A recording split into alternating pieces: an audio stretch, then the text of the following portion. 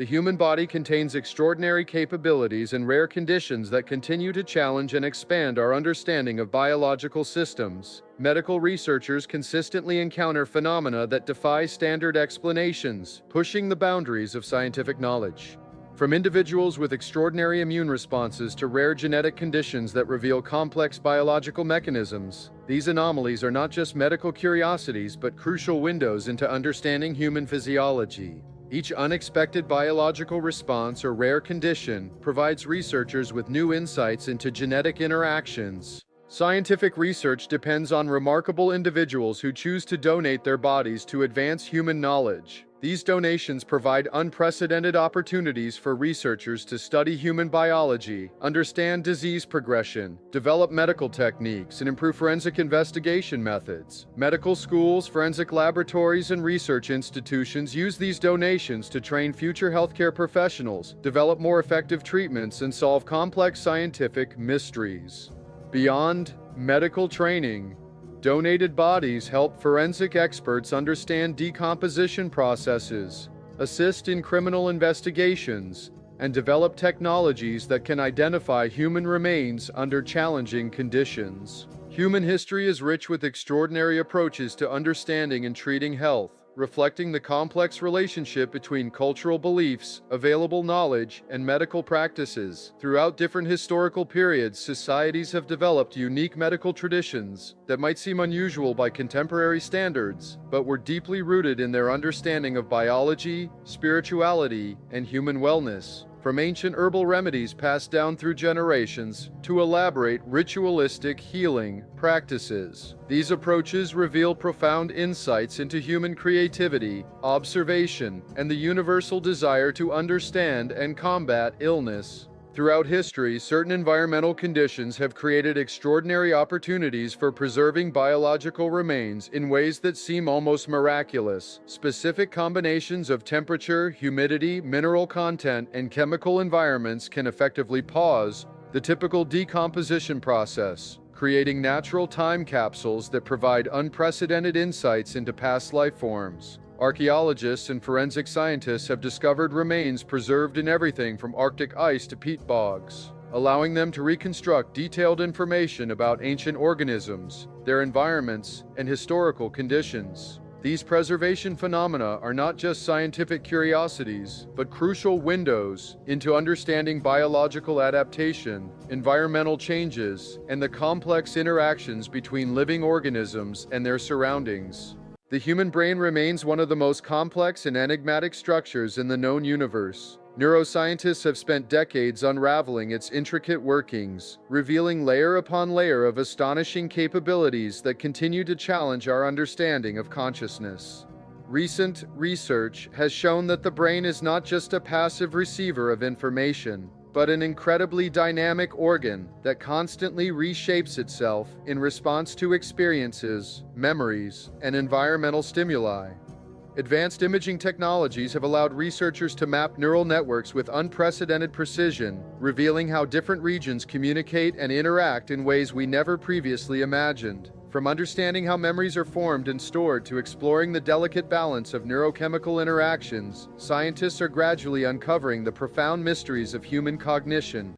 Imagine a world where nothing goes to waste, where every living thing becomes a vital part of a complex ecological network. When an organism dies, it doesn't simply disappear but transforms into a crucial source of nutrients that supports entire ecosystems. Microorganisms, insects, and various environmental factors work in an intricate dance of decomposition, breaking down organic matter into its most basic components. This process is far more than just a biological phenomenon. It's a sophisticated system of renewal that has sustained life on our planet for millions of years. Researchers have discovered that a single deceased organism can support hundreds of different species, creating microhabitats that are essential to environmental balance. From fungi that break down complex cellular structures to specialized bacteria that convert organic matter into nutrient-rich soil. In Sagada, Philippines, the Igorot people suspend coffins on cliffs, a tradition centuries old. Elders carve their own, hung high to lift spirits closer to ancestors. Some rot, spilling bones, others endure. Tourists gawk, but it's sacred. Death elevated, not buried. The practice fades with modernity, yet the cliffs remain, a vertical graveyard defying the earth.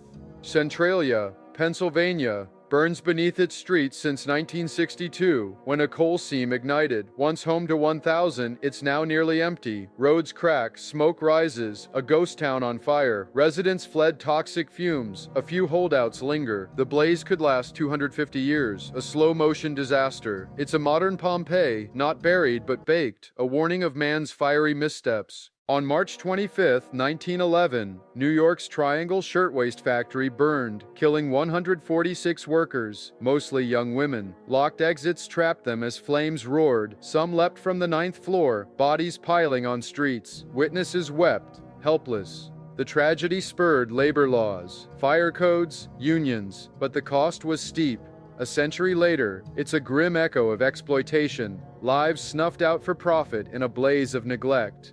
The assassin bug, a bloodsucker, spreads Chagas disease via its bite, often near the mouth, earning it the kissing bug name. Found in the Americas, it infects 6 million yearly with Trypanosoma cruzi, causing heart failure decades later if untreated. A 2019 U.S. uptick alarmed health officials. Silent and slow, it's a tiny killer linking a peck to a grim fate. Nature's stealthy assassin proves even affection can turn deadly. In medieval Britain, corpse roads guided the dead to burial. Villages lacking cemeteries sent coffins along winding paths, some stone-lined, to churchyards miles away. Bearers swore spirits lingered, claiming footsteps echoed or lanterns flickered. Yorkshire's paths survive, eerie trails worn by time. Superstition held the dead must travel straight, lest they haunt the living. It's a quiet, mournful rite, tying death to the land itself.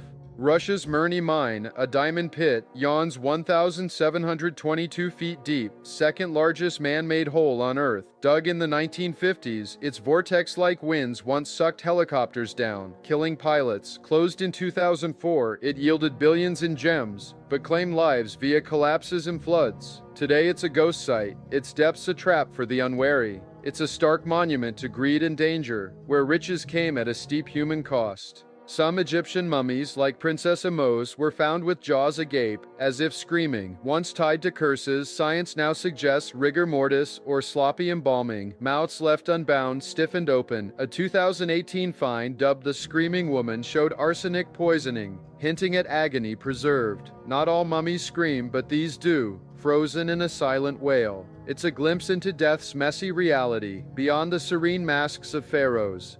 Leprosy, or Hansen's disease, once exiled sufferers to colonies like Kalaupapa, Hawaii. From 1866, over 8,000 were banished there, isolated by cliffs and sea. Nerve damage dulled pain but rotted limbs, yet many built lives, churches, homes, until antibiotics arrived in the 1940s. Today, a few elderly residents remain, a living history. Stigma lingers, but their resilience shines. It's a somber tale of disease and defiance, a community born from rejection. Necrotizing fasciitis, dubbed flesh-eating disease, strikes fast, devouring tissue at an inch per hour. Caused by bacteria like Streptococcus, it starts with a cut, then fever and blackened skin signal doom. Antibiotics and surgery, sometimes amputation, offer a 70% survival rate if caught early. In 2019, U.S. cases spiked, linked to warming waters harboring Vibrio. Rare but rising, it kills hundreds yearly. It's not just a medical horror, it's a reminder. Small wounds can turn deadly in hours.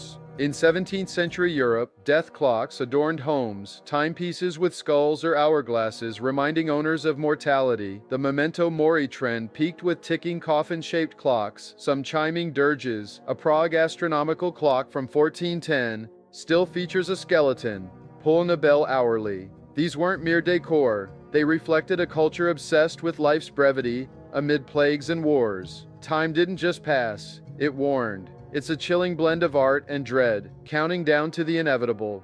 The hairy frog of Central Africa, Trichobatrachus robustus, breaks its own toe bones to form claws when threatened. Muscles push the shards through its skin, creating retractable weapons. Males also sprout hair-like filaments during mating season, aiding oxygen intake. Discovered in the 1900s, it's dubbed the Wolverine frog for its self-inflicted defense. The wounds heal, but the act stuns. Pain for survival. It's a morbid marvel, nature's mix of brutality and ingenuity in a small, fierce package. On November 1, 1755, Lisbon, Portugal was shattered by a 8.5 magnitude earthquake, followed by a tsunami and fires. Striking All Saints' Day, it killed up to 50,000 as churches collapsed on worshippers. Waves drowned survivors. Flames raged for days. The disaster shook Enlightenment faith in a benevolent world, inspiring Voltaire's skepticism. Rebuilding birthed early seismic engineering, but the scars endure in Lisbon's lore. It's a grim trifecta: earth, water, fire, showing nature's indifference in one devastating morning. Cymathoa exigua, a marine parasite, redefines horror by replacing fish tongues. It enters through gills, latches onto the tongue, and drains blood until the organ withers. Then it attaches itself, becoming a living substitute. Fish eat with it in place. Found in the Atlantic and Gulf of Mexico, it's the only known parasite to functionally replace a host organ. Non-lethal to fish, it's a slow, creepy takeover. Discovered in the 19th century, it's a tiny terror proving nature's penchant for the macabre, a tongue thief in the deep.